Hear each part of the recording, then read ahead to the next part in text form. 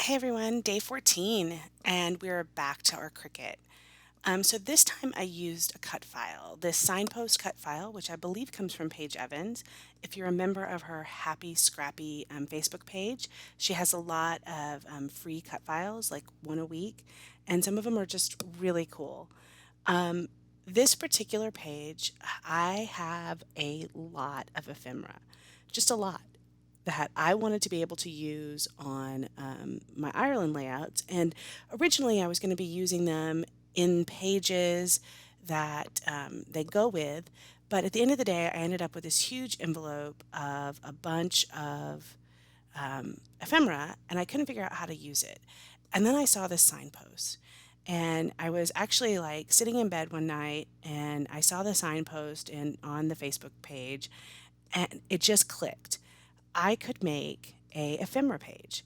So basically what I'm going to do is take this signpost and I'm going to take different pieces of ephemera from our time in Ireland and then I'm going to have the signpost point to the different pieces of ephemera. So, for example, I've got our tickets from a musical pub crawl, and it's going to say pubs. I've got some cards or kind of business cards from a couple of the restaurants we went to. So it's going to say food, those kinds of things. So I think I have Ireland castles, pubs, food, cliffs for the Cliffs of Moher, and horses from the horse races. And so I am going to stamp inside all of these signposts. Now, because the signposts were small, I had to get out my smallest alpha, and this is one that I don't even know what it is. I got it as a gift from Heather's Crafty Life in one of her giveaways, and it took me forever to stamp all of those words because the letters are fiddly. So I didn't make you watch that. So I also didn't make you watch me glue down the signpost because it was thin pieces. What I decided to do was simply, and you saw me sketch it out, is to do it as one big piece behind there. That just saved so much time. If you have a fiddly kind of cut file and you know you're going to back it with the same color, this is kind of an easy way to do it.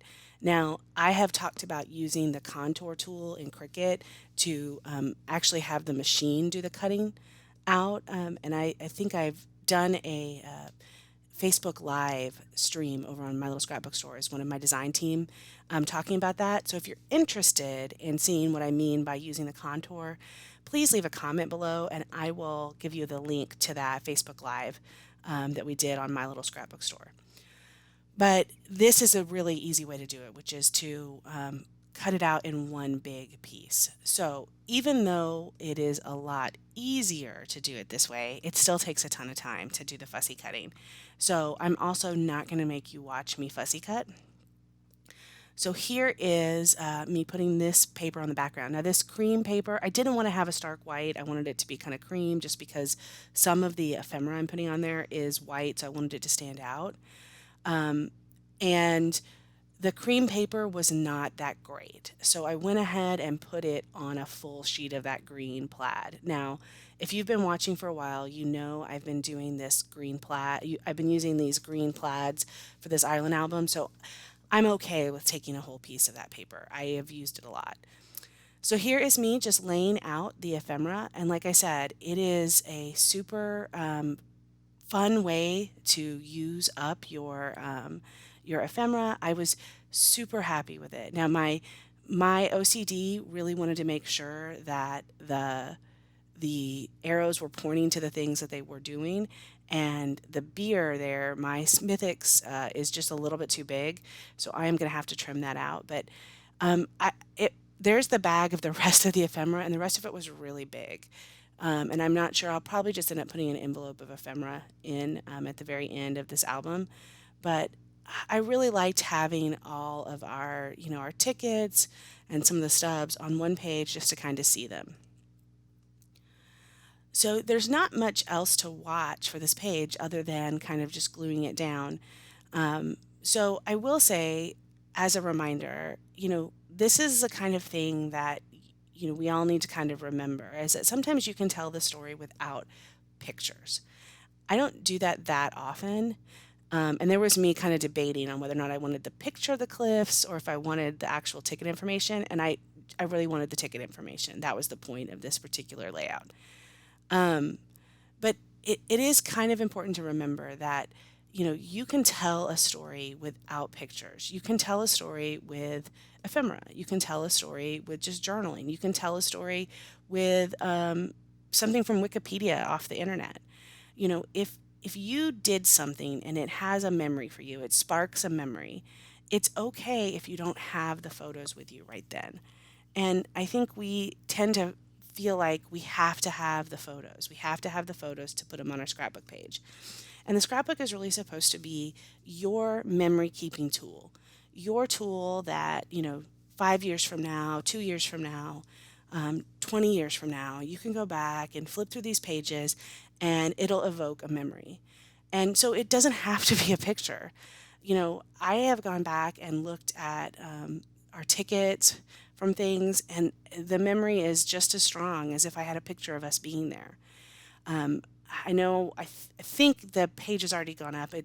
I'm voiceovering these all in a weird order, but I used Wikipedia to get information about one of the castles because I couldn't remember, if I had, I couldn't remember which castle it was and what the information was. But as soon as I read that Wikipedia and it was like, oh, and by the way, this was used in Braveheart, I was like, oh, I remember when we were there and everybody was talking about how the tourists had picked up because of Braveheart and how, that movie single handedly brought more people to the castle and helped save it.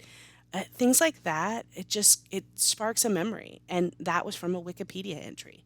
So don't feel bad about not having pictures. And don't feel bad about making a page like I did with this one that has your memories on it, and it has memories of, for me, just the different places we went.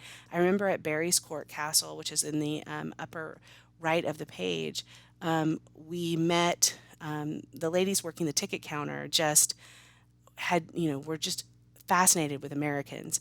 And we just sat and talked for a little bit to them about, what it meant, why we were there, and what did things they took away from America. And it ends up they thought all Americans were like the Jersey Shore, so they were surprised at our accents. And it was just fun. It was just a fun day. So seeing these tickets really did evoke a lot of memories for me. Here's a little bit up close. I'm still putting on some of the flowers, but I thought you'd like to see it up close. Today is day 14, so tomorrow is the last of my 15 days of videos. I really appreciate you hanging with me. I hope you enjoyed this. I'm probably going to be away for the rest of May because this was a lot more work than I remembered. And I will talk to you guys later. Thank you so much for watching. Please like and subscribe.